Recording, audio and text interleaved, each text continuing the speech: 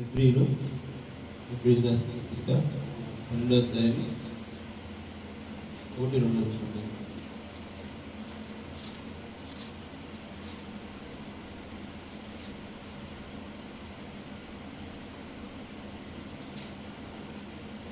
ఇంత గొప్ప సాక్షి సమూహము మేఘము వలె మనలను ఆవరించి ఉన్నందున మనము కూడా ప్రతి భారమును సులువుగా చిక్కులు పెట్టి పాపమును విడిచిపెట్టి విశ్వాసమునకు కర్తయు దానిని కొనసాగించువాడునైన యేసు వైపు చూచు మన ఎదుట ఉంచబడిన పందెములో ఓపికతో పరిగెత్తు. ఆయన తన ఎదుట ఉంచబడిన ఆనందము కొరకై అవమానమును నిర్లక్ష్యము పెట్టి సిలువను సహించి దేవుని సింహాసనం యొక్క కుడి పరవశమున ఆసీనుడై ఉన్నాడు. ఆమేన్.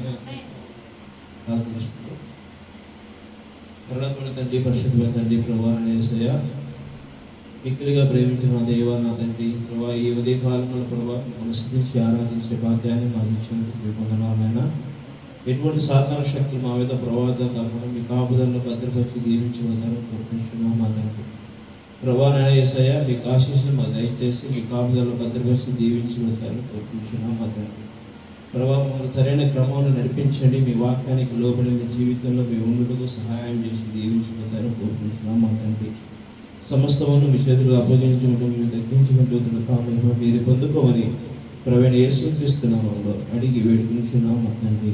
ఆమేన్. ఆమేన్. స్తుతులు. హల్లెలూయా.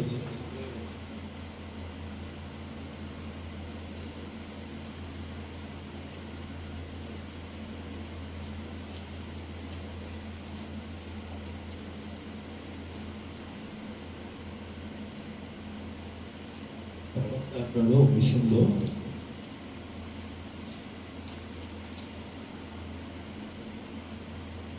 దేవుని నామాన్ని మహిమపరచడం కోసం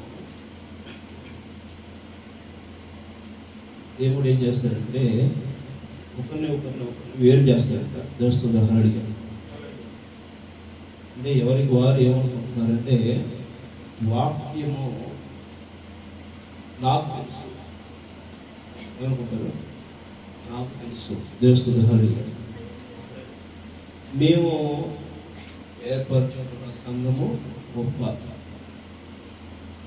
మేమందరం ఆరాధించే తీరు గొప్ప, మేము నేను వెంబడిస్తున్నది నిజంగా క్రీస్తు, నేనే క్రీస్తుగా మాదిరిగా ఉన్నాను, అపోస్తల పౌలుగా నేనే ఉన్నాను అని ఎవరికి వారు అనుకుంటూ వస్తారంట దేవస్థుల హరి. ఇలా అనుకునేటప్పుడు ఏమవుతుందంటే ఎవరికి వాళ్ళే ప్రవీణ యేసుక్రీస్తుని అనుకుంటున్నారు. విశ్వాసము నీ యొక్క మార్గానికి తోడే ఉంటారు. దేవస్థుల హరి అంటే జనరల్గా సంఘము ఏ విధంగా ఉంటుందంటే నేనే అనే ఒక మతం, లేకపోతే ఒక సంఘ ఆచారంలోనూ, లేకపోతే ఒక వ్యక్తి యొక్క క్రమంలో ఎక్కడో ఒక చోటని ప్రతిష్ఠిస్తున్నారు. ఏం చేస్తున్నారు? ప్రతిష్ఠిస్తున్నారు. దానివల్ల ఏమవుతుంది? అక్కడే నిలబడిపోతుంది. ఆమె సంఘము అదువు అక్కడే నిలబడి, మనం ఎప్పుడూ అక్కడ ఒక చోట నిలిచేటువంటిది కాదు. దేవస్థానం మన గమ్యం ఏంటి? మన గమ్యం ఏంటి?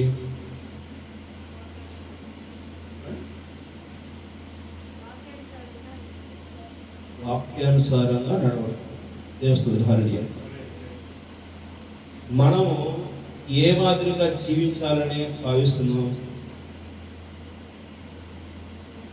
దేవస్థానం మన గమ్యం అసలు ఏంటి? మనం పరిశుద్ధ గ్రంథము పుస్తకంలో మన యొక్క పరిశుద్ధ గ్రంథాన్ని మనం పట్టుకుంటున్నాం అంటే ఇక పరిశుద్ధ గ్రంథం మనం పట్టుకున్నామంటే ఎందుకు మనం దీన్ని నమ్ముతున్నాం? చేస్తుంది పరిశుద్ధ గ్రంథాన్ని మనం విశ్వసించి నడుస్తున్నామంటే ఎందుకు మనము విశ్వసించి నడుస్తున్నాం? మొదటి ప్రశ్న నిన్ను నువ్వు వేసుకో. ఆమె ఒక రోగం యొక్క స్వస్థత కోసమా నువ్వు మందిరానికి వచ్చేది? మందిరంలో ఇచ్చే 500 రూపాయలు 1000 రూపాయలు సంవత్సరానికి ఒకసారి బట్టలు పెట్టేటువంటి సంఘ ఆచారాల కోసమా నువ్వు చర్చకు వచ్చేది? కొంతమంది సేవకులు ఉన్నారు, విశ్వాసులు డబ్బులు ఇచ్చి రప్పించుకునేటువంటి సంఘాలు ఉండవాలా?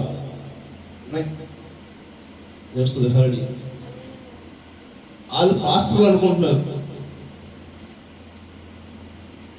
కొంత డబ్బులు ఇచ్చి జనాభా తీసుకొచ్చి కూర్చోబెట్టి ఫారెన్ ఫండ్స్ని డ్రా చేసుకుంటూ మేము పాస్టర్లమే, మేము సంఘాన్ని నడుపుతున్నాం, మేము పెద్ద కాపర్లమే అని అనుకుంటే పొరపాటు. దేవస్తుద్రహారణి అర్థమవుతుందా? దేవుణ్ణి ఎందుకు నువ్వు విశ్వసిస్తున్నావు? నీ కమ్యూనిటీ. ఇప్పుడు మోషే కాలంలో దేవుణ్ణి విశ్వసించారు. ఎందుకు వారు విశ్వసించారు? దేవుని నామానికి మహిమ కలుగును గాక. ఎందుకు విశ్వసించారు వారు? కనాను దేశానికి వెళ్ళాలనేటువంటి ఆకాంక్ష. ఆదాము ఏదైనా తోటలో నుంచి బయటికి గెంటి వేయబడినప్పుడు ఆదాము గమ్యం ఏంటి? ఆదాము గమ్యం ఏంటి?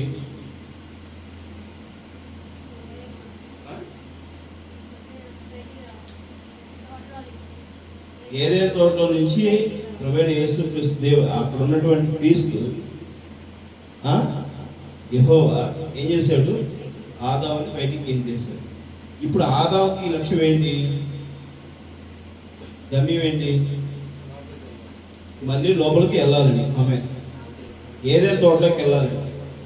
కయ్యోని గమ్యం ఏంటి?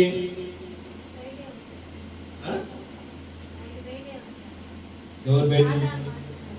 సాధారణ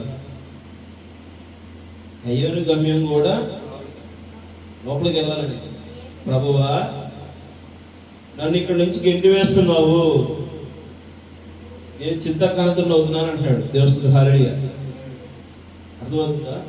మనము ఏ వర్తమానం పట్టుకున్నా కూడా ఆ ఆదాము కయ్యోను, ఆ మోషేయి, ఆ దావీదు, ఆ ఇజ్రాయెల్ దేశం గురించో, లేకపోతే యెషయా గురించో, ఆ దానియేలు గురించో, అపోస్తలుల పౌలు గురించో, ఆ ప్రభువైన యేసుక్రీస్తు గురించో మనం అటువైపు వెళ్ళాల్సి దేవస్థ. అర్థమవుతుందా?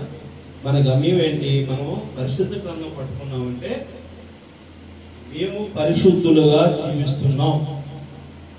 ఎలాంటి పరిశుద్ధులుగా జీవిస్తున్నామంటే నాలో ఏ దోషము లేదు, క్రీస్తులో ఏ దోషము లేదు అని చెప్పేసానని నిరూపితమైనటువంటి క్రీస్తు మాదిరిగా నేను జీవిస్తున్నాను అని అపోస్తలుల పౌలు బతికిన విధంగా నీవు నేను బతుకు. ఆమేన్. ఇదే కదా మనకు కావాల్సింది. మనం గడిచిన ఒక 4 వారాల క్రితం మనం మాట్లాడుకున్నాం. పేతురు దగ్గర ఒక తాళపు చెవి ఉంది. ఏ తాళపు చెవి ఉంది? విశ్వాసం అనే తాళపు చెవి ఉంది. ఆమేన్. పేతురు దగ్గర విశ్వాసం అనే తాళపు చెవి ఉంది. ప్రభువైన యేసుక్రీస్తు లోకరక్షకుడు అనేటువంటి విశ్వాసం తాళపు చెవి ఆయన దగ్గర ఉంది. స్తోత్రహల్లెలూయా. పేతురు దగ్గర ఉన్న తాళపు చెవి ఏంది?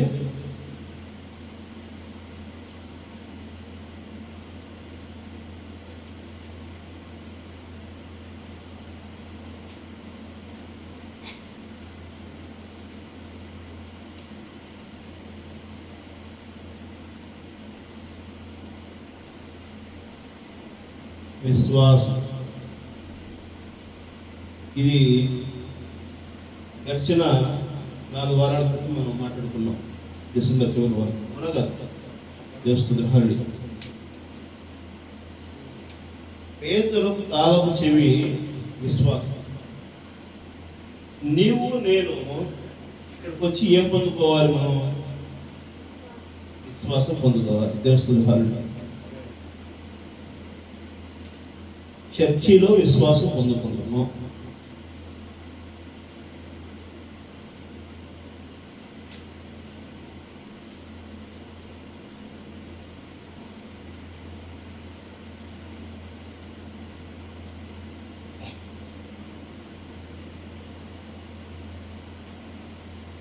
బయటికి వెళ్తాం,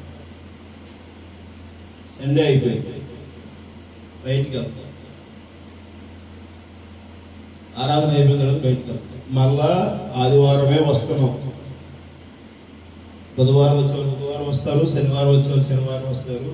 రోజు మందిరానికి వచ్చి ప్రార్థన చేసుకుని ప్రార్థన, కానీ ఆరాధనకు వచ్చేటప్పుడు మరలా నువ్వు ఈ విశ్వాసంతో తిరిగి వస్తున్నావా?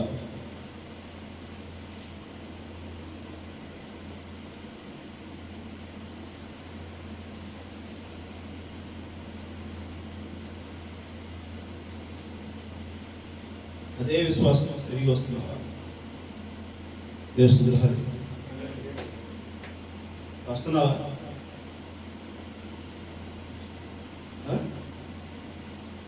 దేవుని హరియ వస్తున్నావా? బయటికి వెళ్ళినప్పుడు ఫ్రెండ్స్తో ఆటపాటలు ఆడుకునేటువంటి విధానము, లేకపోతే బూతులు తిట్టేటువంటి విషయాలను వాళ్ళు పెద్దలైతే వాళ్ళ ఇంట్లో మంచి మంచి వస్తువులు ఉన్నాయి, నేను ఎందుకు సంపాదించుకోలేకపోతున్నాను, నేను సంపాదించాను. వాళ్ళు ఈరోజు 10,000 రూపాయలు సంపాదించారు, మనం 10,000 సంపాదించాలి. వాళ్ళ ఇంట్లో ఆ వస్తువు ఉంది, మనం ఆ వస్తువు కొనుక్కోవాలి. వాళ్ళకంటే మనము ఎక్కువ కొనుక్కోవాలి, వాళ్ళు చేసిన దానికంటే మనం ఎక్కువ చెయ్యాలి. ఈరోజు మతంలోనూ ఇదే వ్యత్యాసం, ఒకరికంటే ఒకరు ఎక్కువ, ఒకరికంటే ఒకరు ఎక్కువ. వాళ్ళ చర్చి ఏదో బాగా కట్టారు, మన చర్చి కూడా బాగా కట్టారు. వాళ్ళ చర్చిలో 10 మంది ఎంప్లాయీస్ వస్తున్నారు, మన చర్చిలో కూడా 10 మంది ఎంప్లాయీస్ వచ్చేటట్టు మనం చేయాలి.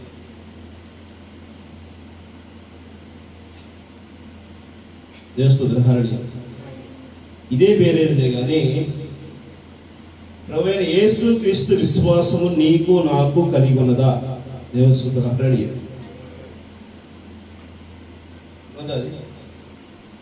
ప్రభువైన యేసు క్రీస్తుకి ఏ విశ్వాసముతో ఆయన కలవరి శిలువ అప్పగింపబడినాడో నీవు నేను ఆ విధే విశ్వాసం కలిగి ఉన్నాం. ఉన్నదా విశ్వాసం మన దగ్గర? ఆ విశ్వాసం ఉందా? అదే విశ్వాసం మన దగ్గర ఉంటే మనం ఎలా ఉండాలి? సహోదర ప్రేమ ఉండొద్దా? సద్గుణం ఉండొద్దా? ఈ మొదటిది విశ్వాసం, అపోస్తలుల పౌలు పరిచయం విశ్వాసం ఉంది కదా. సద్గుణము, జ్ఞానము, ఆశ, నిగ్రహం, సహనము, దైవభక్తి, సహోదర ప్రేమ, ప్రభువైన యేసుక్రీస్తు ప్రేమ.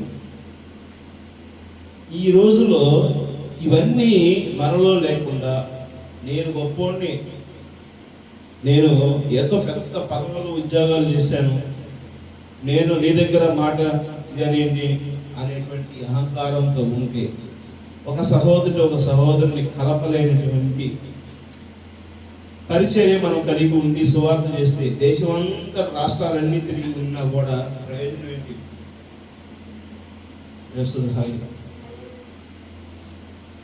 ప్రయోజనం ఏంటి? మనము బ్రహ్మం గారి మెసేజ్ని వెంబడించే వారిగా ఉన్నప్పుడు, ప్రవక్తని మనము వెంబడిస్తుంటే, నిజంగా ప్రభువైన యేసు క్రీస్తు పరిశుద్ధాత్మ మన మీద ఉంటే నిత్య జీవము అది ఎలా అనే వర్తమానంలో ఆయన చెప్తాడు.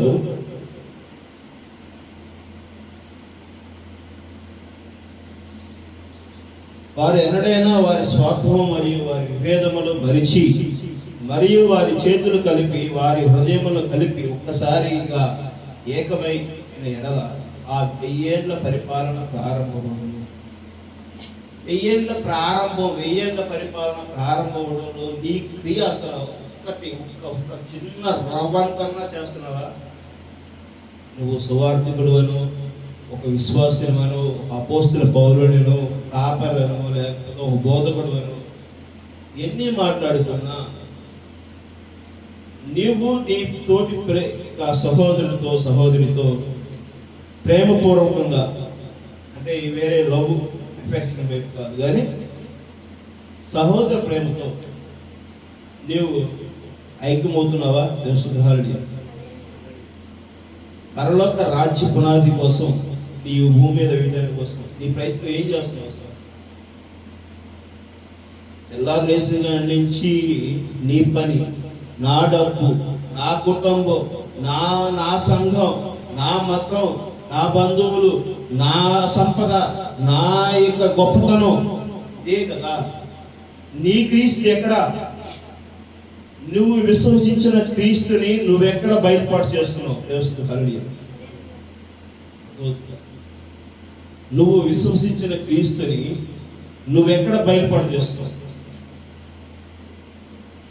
గడిచిన 4 వారాల క్రితం మాట్లాడుకున్నటువంటి విషయం, నువ్వు క్రీస్తు దగ్గరికి ఏ విధంగా వచ్చావు, నువ్వు నీ ఖాళీ పాత్రలో క్రీస్తు అనే విశ్వాసమును నువ్వు ఏ విధంగా పొంగి పొర్లేలాగా పోసుకున్నావో, అదే ప్రేమ, అదే క్రీస్తు, అదే విశ్వాసము, అదే అభిషేకము ఆయన కింద నువ్వు మరలా బయటికి వెళ్ళినా మరలా తిరిగి ఆ విధంగానే రావాలి. ఉదాహరణ, పక్షులు ఏ విధంగా కేరిందులు కొడుతూ తన గూటి నుంచి బయటికి వచ్చి మరలా గూటికి చేరేంత వరకు కూడా అదే కేరిందులతో ఉంటాయి, అదే ఉల్లాసంతో ఉంటాయి, అదే ఉత్సాహంతో ఉంటాయి, అదే రాగాల శబ్దాలను ప్రకటిస్తూ ఉంటాయి. మరి నువ్వు నేను ఈ లోకంలో వారిని వ్యక్తులను, అంశాలను, పరిస్థితులను, సంఘటనలను ఏదో ఒక దాన్ని మనం పుణికిపుచ్చుకుంటామే తప్పనించి క్రీస్తుని మనం కలిగి ఉండటం లేదు అనే దానికి మనం ఒప్పుకోవచ్చా? ఒప్పుకోవచ్చా? నిజంగా నువ్వు క్రీస్తుని కలిగి ఉన్నట్లయితే, నీతో క్రీస్తుని ఉన్నాడని నువ్వు విశ్వసించినప్పుడైతే, నువ్వు ఎక్కడ అడుగు పెడితే అక్కడ నీ సువార్త పరిమళం వెదజల్లుతుండాలి. ఆమేన్. క్రీస్తు అంటేనే శాంతపరుడు, క్రీస్తు అంటే నీతిమంతుడు, క్రీస్తు అంటే యథార్థవంతుడు, మోసం చేయనివాడు, ఒకరిని భూయబట్టేవాడు కాదు, ఒకరినితో అబద్ధం ఆడేవాడు కాదు అనేటువంటి దాన్ని నువ్వు కనబర్చే జీవితాన్ని నీలో ప్రతి క్షణం ఉండాలి. ఒక వ్యక్తి నేను ఇలానే ఉంటాను అని అంటే అది మారు మనసు కాదు. మారు మనసు ఎప్పుడు కూడా ఈ భూమి మీద నుంచి ఆకాశ స్థాయిని ఎదిగేంత వరకు మారు మనసు ఎత్తుతూ ఉండాలి, అభిషేకము ప్రకటిస్తూ ఉండాలి, అది ప్రకాశిస్తూ ఉండాలి అనేటువంటిది ఎన్నోసార్లు చెప్తాను. మన సొంత ఆలోచనలు, సొంత క్రియలతోనూ మనము ఎంత మాత్రము ఉంటే కుదరదు. కానీ మనము క్రీస్తుని వెంబడించే వారిగా ఉన్నప్పుడు, క్రీస్తుని మనం ప్రకటించే వారిగా ఉన్నప్పుడు, క్రీస్తును మనం కలిగి ఉన్నప్పుడు, క్రీస్తు నీలో నుంచి ఉన్నాడు అనేటువంటి సమాజాన్ని కలిగి ఉండేది.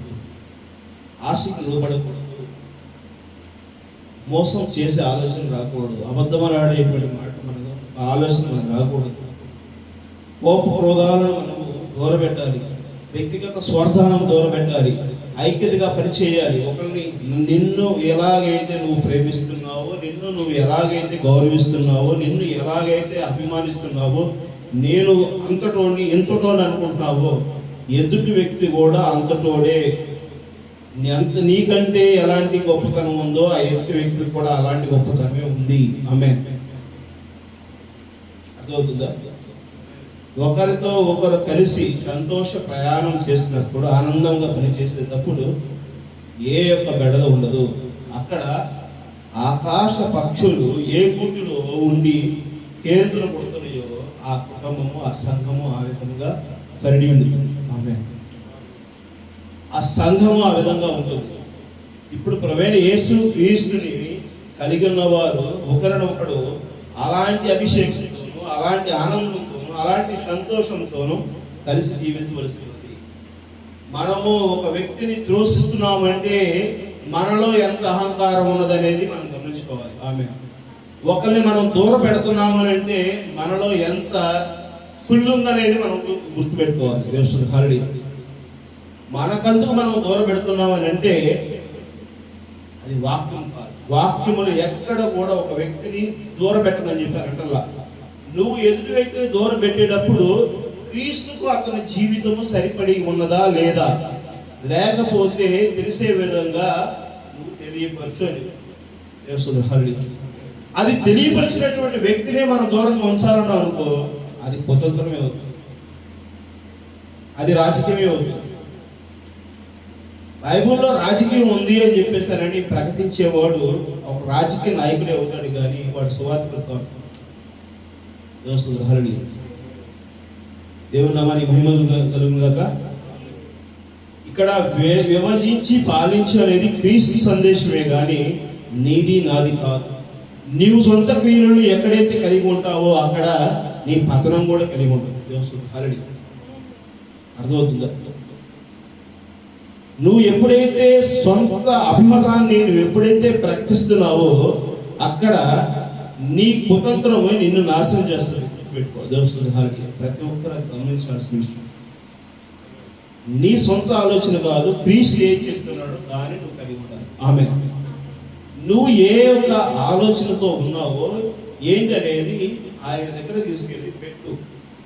ఆయన దానిని నలిపేస్తాడు, నశింపచేస్తాడు. దానిలో ఉన్నది శ్రేష్టమైనది ఏదో ఉన్నదో అదే చిగురిస్తాడు. ఆమె ఒక విత్తనమును నువ్వు నాటితే ఏం చేస్తుంది? ఆ విత్తనము నశించిపోయి ఒక మొక్క మొలుస్తుంది. ఆ విధంగానే నీ ఆలోచనలన్నీ క్రీస్తు దగ్గర పెట్టి నలగొట్టుకోవాలంటే అది ప్రార్థనలో కలిగి ఉంటుంది. ఆమె హల్లెలూయా. మనం ప్రార్థనాపూర్వకంగా ఆయన దగ్గర మనం ఎప్పుడైతే మనం మొరపెట్టుకుంటున్నామో, ఎప్పుడైతే మనం సరి చేసుకుంటున్నామో, మన ఆలోచనలు ఏవైతే ఉన్నాయో అవన్నీ మనము ఆయన దగ్గర మొరపెట్టుకుని సరి చేసుకునే వారిగా ఉంటామో అప్పుడే మనం సరైనటువంటి విత్తనాలుగా వృద్ధి చెందుతుంది. అగ్నిజ్వాలలో అవి ఏమవుతుంది?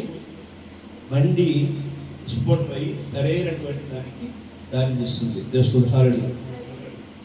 ఇంత గొప్ప సాక్షి సమూహము మేఘము వలె మనలను ఆవరించి ఉన్నందున మనము కూడా ప్రతి భారమును సులువుగా చిక్కులు పెట్టు పాపమును విడిచిపెట్టి విశ్వాసములకు కర్తయు దానిని కొనసాగించువాడునైన యేసు వైపు చూస్తూ మన ఎదుట వచ్చబడిన పందెములలో ఓపికతో పరిగెత్తు.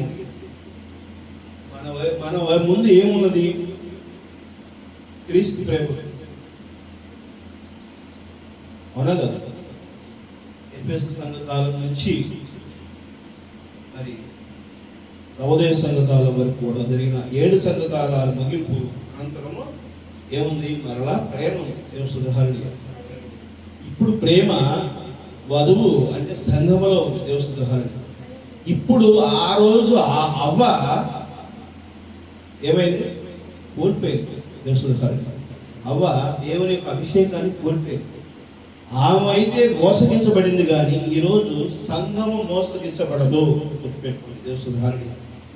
సంఘము మోసగించబడదు. నువ్వు సంఘములో ఎప్పుడైతే ఉంటావో, వధువులో నీ స్థానం ఎప్పుడైతే ఉంటుందో అప్పుడు ఎవడో మోసం చేసి వస్తానంటే కుదరదు. నేను రైలు ఎక్కి వస్తా, విమానం ఎక్కి వస్తా, నేను మోసం చేస్తానంటే అక్కడ మోసపోవడానికి ఇక్కడ వధువు ఎక్కడ లేదు. నీలో తప్పు ఉన్నది నేను హెచ్చరిస్తున్నప్పుడు, ఒక వ్యక్తిలో ఉన్న తప్పుని హెచ్చరిస్తున్నప్పుడు అది ఉందా లేదా చెక్ చేసుకోవాలి. తప్పిపోయి పారిపోతున్నావు అంటే నువ్వు దొంగవి. గుర్తుపెట్టు. దొంగ వనంగానే దొంగ వల్లే దేవుడు వస్తాడని చెప్పేసానని ఈ కపట మాటలు తీసుకొచ్చి చూపిస్తున్నావు. అర్థమవుతుందా? దేవుని హల్లెలూయా. ప్రతిదానికి ఏదో ఒకదాన్ని తీసుకొచ్చి చెప్పడానికి ఈ మంత్రాలు కాదు, ఇది వాక్యం. ప్రవక్త బ్రెనహాం చెప్పినటువంటి వాక్యానికి ప్రతిదానికి వంకల టింకలు తలకి కిందకి మేకతో ఒక మేకని తెనాలి రామకృష్ణ కథలకి చెప్పడానికి కుదరదు. అర్థమవుతుందా? దేవస్థుతి హాలిడే ఆ తెలివితేటం నుండి సౌత్ ఇండియాలో చూపించు, చివరి రాష్ట్రం ఒకటి ఉంటుంది, అక్కడ చూపించారు దేవస్థుతి హాలిడే. ప్రతిసారి మోసపోవడానికి ఇక్కడ వధువు సిద్ధంగా లేదు. దేవస్థుతి హాలిడే సరైనటువంటి దాంట్లో మనము కలిగి జీవించవలసి ఉన్నది. యేసు వైపు చూస్తూ మన ఎదుట ఉంచబడిన పందెములలో ఓపికతో పరిగెత్తుము. ఆయన తన ఎదుట ఉంచబడిన ఆనందము కొరకై అవమానమును నిర్లక్ష్య పెట్టి సిలువును సహించి దేవుని సింహాసనం యొక్క కుడి పరవశమును ఆసీనుడైనాడు. దేవస్థాని దేవుని కుడి పరవశను ఆసీనుడు అవడానికి ప్రవీణ యేసుక్రీస్తు ఏ విధముగా అయితే మరి ఆయనకి ఎదురైనటువంటి అన్ని అవమానాలను ఎదుర్కొంటూ సిలువుని కూడా సహించి ఆయన మరణంలోనికి వెళ్ళాడో, నీవు నేను కూడా ఈ లోకంలో ఉన్నటువంటి ఆశలు, మోసాలు, అనగదొరకటాలు, చిరాకులు, పరాకులు అన్నిటినీ మనం కూడా ఏం చేయాలి? దాటుకుంటాం. దేవస్థాని అదవుతుందా?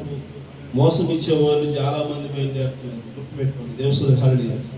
ఈరోజు మనం మోసపోవాలని చెప్పాను అనుకోండి. మన చిన్న సంఘము, మనము వధువనే చిన్న సంఘము దేవునికి లోబడి ఉండాలి. దేవస్థాని హాలిడే దేవునికి లోబడి ఉండటంలోనే వధువు సంఘము పరిపూర్ణత ఉంటుంది. లోబడి విశ్వాసముతో ఆయన వైపు చూసి నడవలసిందే కానీ మన ఇష్టానుసారంగా మనము అడుగులు వేస్తే కుదరదు. ఏదైనా ఉందనుకో దేవుని అడగండి. నీవు చెప్పుకుంటే ఎంత వాస్తవంగా క్రీస్తు నీ పట్ల చేస్తున్నాడు అడుగు. నేను మాటల్లో చెప్పలేనంత అధికముగా ఆయన పని చేస్తున్నాడు అని చెప్పాను. అక్కడే నీ ఉండవలను. అదేమిటి? అతడు తాళపు చెవిని కలిగి తెలుసుహారిని.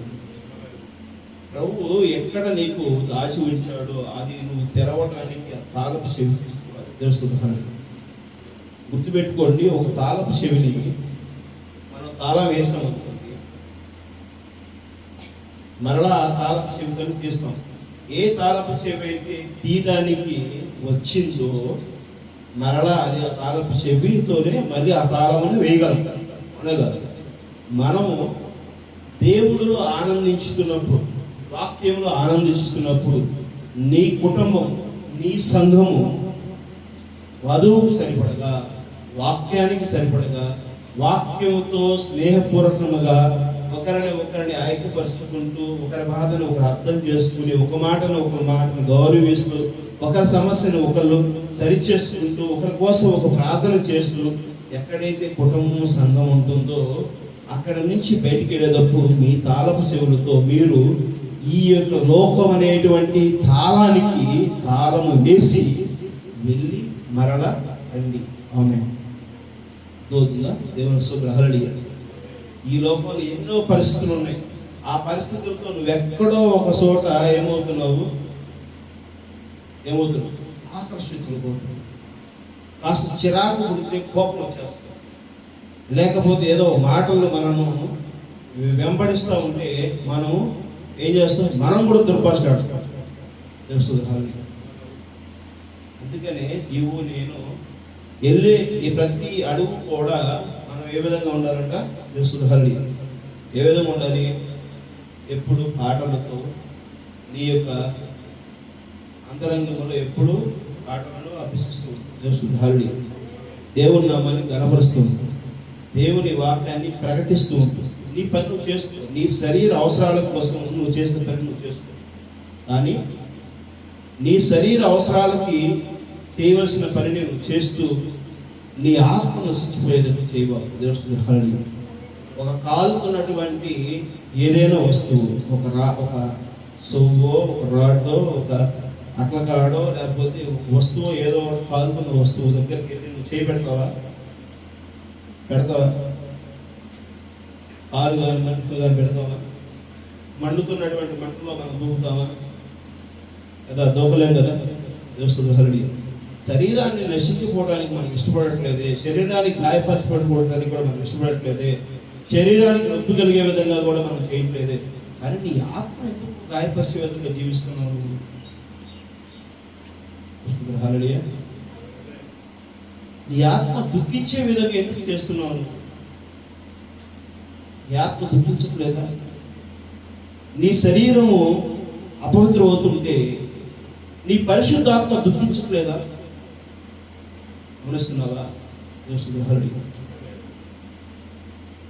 నీ ఆత్మ ఎక్కడన్నా నశించిపోయేటువంటి అవకాశానికి ప్రేరేపణ కలుగుతుందేమో అనేటువంటిది నువ్వు ఎప్పుడు సరిచేసుకునేటువంటి ఆలోచనలుగా, నువ్వు కోపడుతున్నప్పుడు, వేదన పడుతున్నప్పుడు, లేకపోతే ఇంకో కార్యక్రమం ఈ లోకంలో ఉన్న వాటి ఆలోచనలతో నువ్వు చేస్తున్నప్పుడు నీకెక్కడ విశ్వాసం ఉంది? నీ ఆత్మ ఎక్కడ పరిరక్షించుకోగలుగుతావు? నీ పైన క్రీస్తు ఉన్నాడనేటువంటి, క్రీస్తు అభిషేకం నీ పైన ఉన్నదనేటువంటి విషయాన్ని నువ్వు కలిగి లేకపోతే నువ్వెక్కడ నువ్వు దేవునికి తగిన విధంగా నడుచుకోగలుగుతావు? హల్లెలూయా. హెబ్రీయులు 11వ అధ్యాయం 12వ వచనం. అందుచేత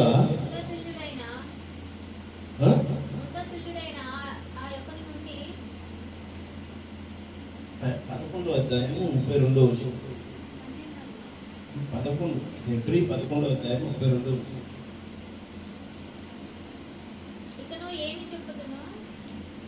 ఇంకను ఏమి చెప్పుదును? గిద్యోను, బరాకు, సంసోను, యెఫ్తా, దావీదు, సమూయేలు వారిని గూర్చి, ప్రవక్తను గూర్చి వివరించుట సమయము చాలదు. ఆమేన్. అర్థమైందా? నీ చెప్తున్నది ఎన్నోసార్లు ప్రతి ఒక్కరి గురించి వివరించి చెప్పే అంత సమయం ఇక్కడ లేదు. ఎవరికి వారే వాళ్ళు ప్రవక్త చెప్పినటువంటి అంశాలు తెలుసుకోవాలి. హల్లెలూయా. ఎవరికి వారే దేవుని నామాన్ని ఘనపరచుటకు, మహిమపరచుటకు సరి చేసుకోవాలి. హల్లెలూయా. అర్థమవుతుందా? ఎవరికి ఎవరి గురించి చెప్పి బోధించి సరి చేసేటువంటిది లేదు. హల్లెలూయా. ఎవరికి వారే దేవుని కలిగి నేర్చుకుని తెలుసుకున్నట్లో వారు సరి చేసుకోవాలి. ఈ రోజు నాతో దేవుడు ఉన్నాడా లేదా? ఈ క్షణము నాతో దేవుని అభిషేకం నా మీద ఉన్నదా లేదా? నేను పరిశుద్ధాత్మ కలిగి ఉన్నానా లేదా? దేవునితో నేను నడిచేవాడిని కదా. నేను ఈ మాట అనొచ్చా, ఈ క్రియ చేయొచ్చా, ఈ యొక్క ఆలోచన చేయొచ్చా, ఇక్కడ ఇలాంటి దాంట్లో మోసం చేయొచ్చా, లేదా ఈ దాంట్లో అవినీతి చేయొచ్చా, లేకపోతే ఇంకో దాంట్లో ఇంకో రకంగా ప్రవర్తించవచ్చా అని చెప్పేసి అనేటువంటిది వాక్యానికి సరిపడి ఉందా లేదా అని చెప్పి నువ్వు చూసుకోవాలి. హల్లెలూయా. అది ఎవరు చెప్తారు నీకు? పరిశుద్ధ గ్రంథం చెబుతుంది. ఆమె ఎవరు చెబుతారు? పరిశుద్ధ గ్రంథం చెబుతుంది. పరిశుద్ధ గ్రంథం చెప్పాలంటే ఏం చేయాలి? నువ్వు పరిశుద్ధ గ్రంథం చెప్పాలంటే ఏం చేయాలి? చదవాలి. పరిశుద్ధ గ్రంథం మీద కసరత్తు చేయాలి. దానితో నీకు ఒక పరిశుద్ధ గ్రంథానికి ఒక పోరాటం జరగాలి. ఆమె ఆ పోరాటంలో నువ్వు విజయం సాధించాలి. ఆ పరిశుద్ధ గ్రంథం నీలోకి రావాలి. ఆమె నీలో నుంచి కనబరచబడాలి. ఆమె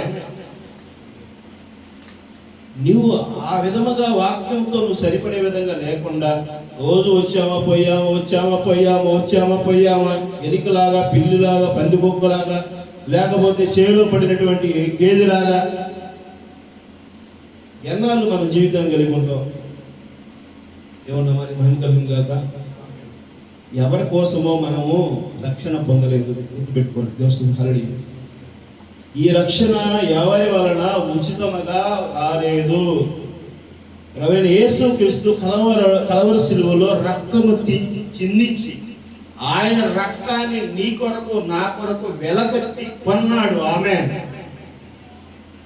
అది నువ్వు విశ్వసిస్తే, నిజంగా క్రీస్తును కలిగి ఉంటే, క్రీస్తుతో నువ్వు నడవాలనుకున్నప్పుడు క్రీస్తు యొక్క ఆలోచనలతోనూ మాటలతోనూ కానీ నువ్వు జీవితాన్ని అడుగులు వేయాలి. నువ్వు క్రీస్తుని నువ్వు కలిగి లేకపోతే కష్టం. హల్లెలూయా. దేవుని నామానికి మహిమ కలుగును గాక. 33వ వచనం చదవండి.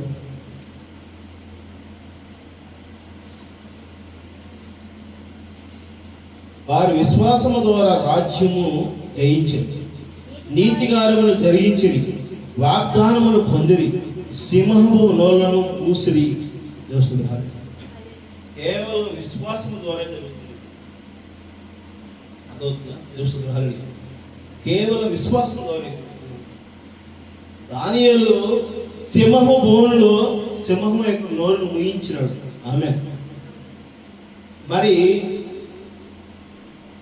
సంసోను చిన్నవాడైనా మరి దవడ ఎముకతో మరి రాజ్యాన్ని జయించాడు. ఆమె శత్రువుని జయించాడు. దావీదు పొట్టివాడైనా గొల్లియాతు పద్దెదడుగులు గొల్లియాతు కొట్టి తన యొక్క యుద్ధమును జయించాడు. దేవస్తుల హల్లెలూయా. విశ్వాసము ద్వారా రాజ్యమును జయించిరి, నీతి కార్యములు జరిగించిరి, వాగ్దానములు పొందిరి. నీ విశ్వాసము ద్వారా నువ్వు వాగ్దానాలను కలిగి ఉంటావు. నీ వాగ్దానాన్ని నువ్వు చేయించుకోవాలంటే అది నీ విశ్వాసం. నా కాళ్ళు ఎప్పుంది, నా కాళ్ళు ఎప్పుంది, నా కాళ్ళు ఎప్పుంది, నా మందులు వేసుకుంటా అంటే కాళ్ళు తగ్గదు. పరమ వైద్యుడి దగ్గరికి వచ్చాననుకుంటే, పరమ వైద్యుడి దగ్గరికి ఎందుకు వచ్చానంటే, వచ్చాను నేను విన్నాను, 4 మాటలు విన్నాను, వెళ్ళిపోతాను.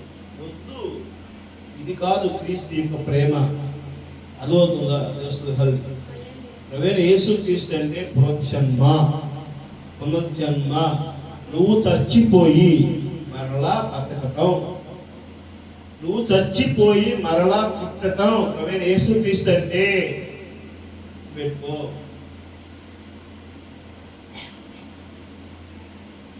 పాత వాసన, పాత ఆచారాలు, పాత యొక్క విధి విధానాలు నీకు ఉన్నవి, నీవు అక్కడ పూడ్చిపెట్టేసేయి, వాటిని వదిలేసేసి క్రీస్తులో మనం నడవాలి. హల్లెలూయా. ఎలా నడవాలి? ఏం చేయాలి? బైబిల్ క్షుణ్ణంగా చదవండి. అవినీతి చేయొద్దు, దుర్భాషలాడవద్దు, అధిపానం సేవించవద్దు, అన్యక్రాంతంగా జీవించవద్దు, భూమిపట్టవద్దు, దూషించవద్దు. ఒకరిని విషయాల గురించి మనం ఒక చోట మనం ప్రకటించాల్సిన అవసరం లేదు. ఒకరి పట్ల మనం ఒక చోట మనం అగౌరవంగా మాట్లాడాల్సిన అవసరం లేదు. మనల్ని మనం సరి చేసుకునే జీవితంలో ఉండాలనేటువంటిది మరి పరిశుద్ధ గ్రంథంలో ఎన్నో రకాలుగా చెబుతుంది. దేవస్తుల హల్లెలూయా. మనం ఏదైతే ఉంటున్నామో దాన్ని స్థిరపరిచి, దాన్ని మనం ప్రకటించి, దానిని మన క్రియాత్మకమైన జీవితంలో ఉంచుకొని అప్పుడు మనం సువార్తలో బలపరచబడాలి. ఆమేన్. అర్థమైందిగా? పుట్టంగానే ఎవడు పెద్ద మనిషి అవడండి, పుట్టంగానే ఎవడు పెద్ద మార్పు రావాలి. మార్పు అనేది ఒకటి. ఆవగిందంత విశ్వాసం ఉంటే సమస్తం సాధ్యమే అంటాడు. ఆమె నీకు విశ్వాసం ఉంటే నీలో మార్పు అనేది ఒకటన్నా కనబడుతూ ఉండాలి. నీ యొక్క పాత జీవితానికి కొత్త జీవితానికి బేరేజ్ కనబడాలి. దేవస్తుల హల్లెలూయా. ఎప్పుడైతే మార్పు కనబడుతుందో, సరి చేసుకుంటున్నావో, నువ్వు అప్పుడు ఏమవుతున్నావు? నూతన సృష్టిలోనికి నువ్వు ఏమవుతావు? ప్రవేశించగలుగుతావు. ఆమేన్. నూతన సృష్టిలోకి నువ్వు ప్రవేశించినప్పుడు ఆ పరలోక రాజ్యము నీలో ప్రారంభమవుతుంది. ఆమేన్. ఆ పరలోక రాజ్యంలో ఏదైతే స్థాపన కలిగిందో అదే నా జీవితంలో ప్రారంభించబడటానికి ఇక్కడ పునాది వేయబడుతుంది. ఆమేన్. ప్రవేణ యేసు క్రీస్తు నీకు నాకు చెబుతున్నది అదే. నీలో నాలో కనబరచబడాలనుకుంటుంది అదే. ఆయన ఏ విధమైనటువంటి పరిపూర్ణుడయ్యాడో, సంపూర్ణుడయ్యాడో, నేను ఆ విధమైన పరిపూర్ణ సంపూర్ణత కరెక్టే నీ కొరకు నా కొరకు ఆయన కలవరి రక్తం చిందించాడు. ఆమేన్. దేవుని నామానికి మహిమ కలుగును గాక. అగ్ని బలములను చల్లార్చిరి, ఖడ్గాధారమును తప్పించుకునిరి, బలహీనులుగా ఉండి బలపరచుడిరి. యుద్ధములో పరాక్రమశాలులై అన్యుల నేలను ఆరదోరి, స్త్రీలు మృతులైన తమ వారిని పునరుత్థానము వలన మరలా పొందిరి. కొందరైతే మరీ శ్రేష్టమైన పునరుత్థానమును పొందగోరి విడుదల పొందనులక యాతన పెట్టబడి, మరికొందరు తిరస్కారం వల్ల కొరడా దెబ్బలను మరియు బంధకములను, ఖైదీలను అనుభవించిరి, రాళ్లతో కొట్టబడిరి, రంపమ్మలతో కొయ్యబడిరి. చదవండి, చూడండి. 11:33 కానీ చదువుతున్నాం. 32 చదవండి. ఇండిరి, శోధింపబడిరి, ఖడ్గముతో చంపబడిరి, గొర్రె చర్మములను మేక చర్మములను వేసుకొని దరిద్రులై ఉండి శ్రమపడి హింస పొందుచు అడవులలోను కొండల మీదను గుహలలోను సరంధ్రములను తిరుగులాడుచు సంచరించింది. అట్టి వారికి ఈ లోకము యోగ్యమైనది కాదు. వీరందరూ తమ విశ్వాసము ద్వారా సాక్ష్యము పొందిన వారైనను మనము లేకుండా సంపూర్ణులుగా కాకుండా నిమిత్తము దేవుడు మన కొరకు మరి శ్రేష్టమైన దాన్ని ముందుగా సిద్ధపరచు కనుక వీరు వాగ్దాన ఫలమును అనుభవింపలేదు. సొంత ఆలోచనలతో ఎవరైతే నడుస్తున్నారో వారికి దేవుడు ఉండడు. అది వాగ్దాన భూమి కాదు. శ్రేష్టమైన ఫలాలను మనం అనుభవించలేము. యేసు క్రీస్తుతో మనం నడిచినప్పుడు శ్రేష్టకరమైనటువంటి ఫలాలను మనం కలిగి ఉంటాం. దేవుని యెషయా గ్రంథము 17వ అధ్యాయము 17వ వచనం చూడండి. యెషయా గ్రంథము 17వ అధ్యాయము 17వ వచనం.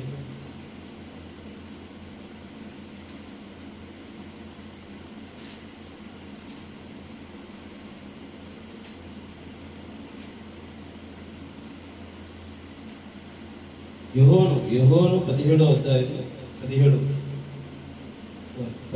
యోహోను సువార్త 17వ అధ్యాయం 17.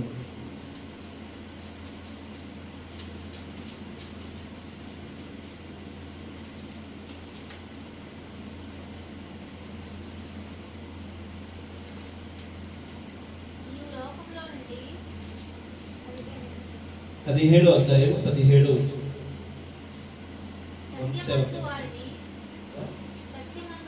సత్యమందు వారిని ప్రతిష్ఠ చేయును, నీ వాక్యమే సత్యము. దేవస్తుత హరి సత్యమందు వారిని ప్రతిష్ఠ చేయును, నీ వాక్యమే సత్యం. ప్రభువైన యేసు క్రీస్తే సత్యమై ఉన్నాడు. ఆమె ప్రభువైన యేసు క్రీస్తువే ఈ లోక రక్షకుడై ఉన్నాడు. అది వాస్తవం, అది మారనది, మార్పు చెందనది. దేవస్తుత హరి ఎవరు ఎన్ని రకాల ప్రయత్నాలు చేసినప్పటికీ చేసేవారే భ్రష్టులు అవుతారు, అప్రతిష్ట పాలవుతారు, అనాదృపడతారు, అనగారిపోతారు. దేవస్తుద్రహారుడు క్రీస్తుని ఎంత మభ్య పెట్టాలన్నా, ఎంత క్రీస్తుని అనగదొక్కాలన్నా, క్రీస్తుని ఎంత దూరం చేసుకెళ్ళి పెట్టాలన్నా ఆయన మరలా పంపిస్తూనే ఉంటాడు. ఆమె ఎందుకంటే ఆయన ఒరిజినల్ సీడే ఉన్నాడు. ఆమె ఆ విత్తనం ఎక్కడున్నా మరలా చూపిస్తూనే ఉంటుంది. ఆమె ఏమున్నామని మహిమ కలుగుగాక. నీలో నాలో ఆయన పునరుద్ధానం ఎప్పుడు ఉంటుంది. దేవుని హరి యెషయా 6వ అధ్యాయము 5, 6, 7 వచనాలు. యెషయా 6వ అధ్యాయము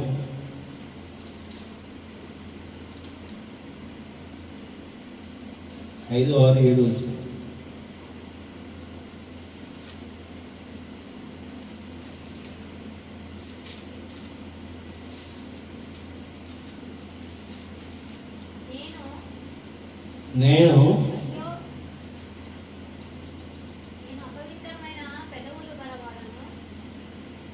నేను నా ద్రాక్ష తోటకు చేయబో కార్యమును మీకు తెలియజెప్పుదును. నేను యెషయా 6:5 నేను అయ్యో నేను అపవిత్రమైన పెదవులు గలవాడును, అపవిత్రమైన పెదవులు గల జనముల మధ్యను నివసించువాడు. నేను నశించితిని, రాజును సైన్యములకు అధిపతియగు యెహోవాను నేను కన్నులారా చూచితిని అనుకుంటుని.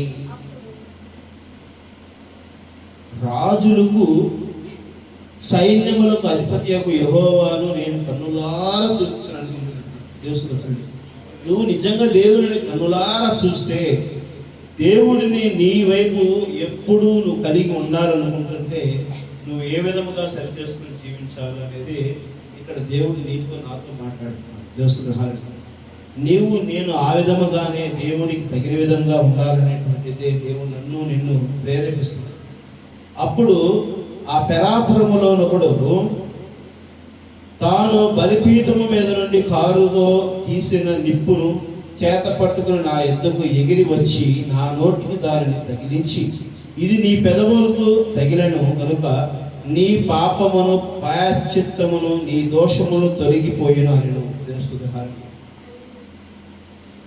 నువ్వు ఎప్పుడైతే దేవుని యొక్క నామాన్ని గణపరుస్తున్నావో, దేవుని యొక్క శ్రేష్టమైన దాన్ని నువ్వు ఎప్పుడైతే ఉంటావో, అది మనల్ని శరీరాన్ని నశింప చేసేటువంటి దాకా నిప్పుని మనం ఎప్పుడైతే స్వీకరిస్తున్నామో, శరీరం నశించిపోతేనే కానీ నీ ఆత్మ రక్షించబడుతుంది. ఆమె అంటే నిప్పులు తినమని కాదు, క్రీస్తు అనేటువంటి దానిని నువ్వు ఆరగించవలసి ఉంది. దేవస్థానం దేవుని గణపరచడంలోను మహిమపరచడంలోని నీవు నేను దేవునికి తగిన విధంగా నీవు నేను సరిచేసుకున్న వారిగా ఉండి, దేవుని కనపరచడంలోను దేవుని మహిమపరచడంలోను దేవుని వెంబడించే వారిగా మనం ఎప్పుడైతే రుజువుపరచబడేటువంటి జీవితాన్ని కలిగి ఉంటామో, అప్పుడే మనము దేవునికి తగిన వారసులం అవుతాం. దేవస్థానం హల్లెలూయా.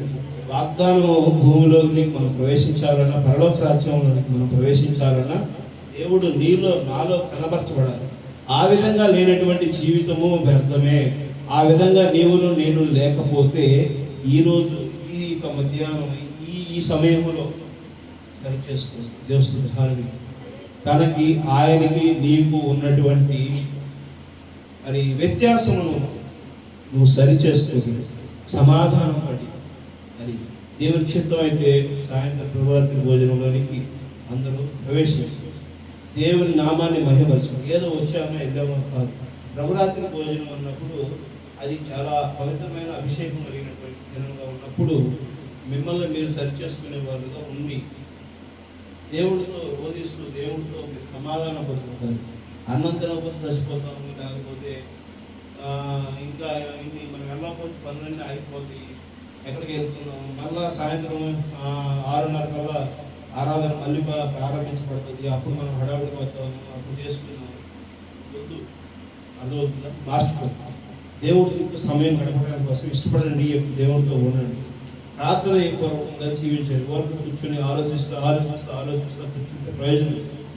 వాక్యాన్ని ధ్యానించండి, వాక్యంతో ఉండండి, వాక్యంతో సరి చేసుకోండి. సమయం ఉన్నప్పుడు దేవుడితో ఎక్కువ సమయం గడపండి. ఓరకని ప్రధ్యానంలోనూ రీల్స్ చూసుకుంటాను, లేకపోతే ఏదో సమయాన్ని వ్యక్తం చేసుకుంటాను ఉంటే నీకు నాకు కూడా మంచిది కాదు. ఎందుకంటే ఏ క్షణం ఎప్పుడు జరుగుతుందో తెలియదు. అక్కడ ఎర్రపేను కూడా వధించడం జరిగింది. ఇజ్రాయెల్ దేశంలో దేవుని యొక్క మరి సింహాసనం మరి బలిపేట కట్టడానికి అన్ని సన్నాహాలు జరిగిపోతున్నాయి. అక్కడ జరిగిపోయిన తర్వాత ఆయన అభిషేకం, ఆయన కనుక రెండో రాకడ జరిగిన తర్వాత నీవు నేను రక్షించబడడానికి ఎటువంటి అవకాశం ఉంది. గుర్తుపెట్టుకో. ఏమన్నా మరి మహిమ కలుగును గాక. ఎందుకంటే నీ మీద నా మీద ఉన్నటువంటి అవకాశం, నీకు నాకు ఇచ్చిన అవకాశం, మీ మీద నాకున్న బాధ్యత కొద్దీ నేను ఎప్పటికప్పుడు హెచ్చరిస్తున్నాను. మీరు సరి చేసుకోవాల్సిన వారిగా ఉన్నారు. ఎక్కడో తప్పిపోకుండా మీకోసము మేము ఎన్నిసార్లు చెప్తున్నా అర్థం చేసుకోవచ్చు. దేవుడు హల్లెలూయా. ప్రార్థన చేసుకుంటాం.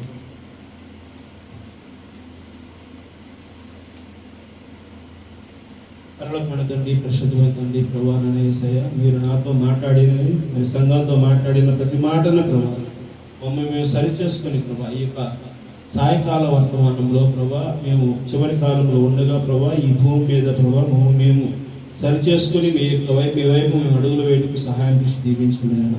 మీ కాపుదల భద్రపరిచి దీవించండి నాయన. ఎవరి కోసమో ప్రభా మేము జీవించట్లేదు కానీ ప్రభా మమ్మల్ని మేము పరిరక్షించుకున్నట్టుకు మీరు ఇచ్చిన కృపను బట్టి మేము జీవించి ఉన్నాం తండ్రి. ప్రభా ఎదుగోనాడ మమ్మల్ని మేము సంపూర్ణంగా మీకు అప్పగించుకున్నట్టు కోసం ప్రభా మరి మమ్మల్ని ప్రభా సరిచేసి దీవిస్తున్నందుకు మీకు వందనాలైనా. మీరు మాతో మాట్లాడారని మేము నమ్ముతున్నాం తండ్రి. సమస్తమును సఫలపరచగలుగుతారని కోరుకుంటున్నాం తండ్రి.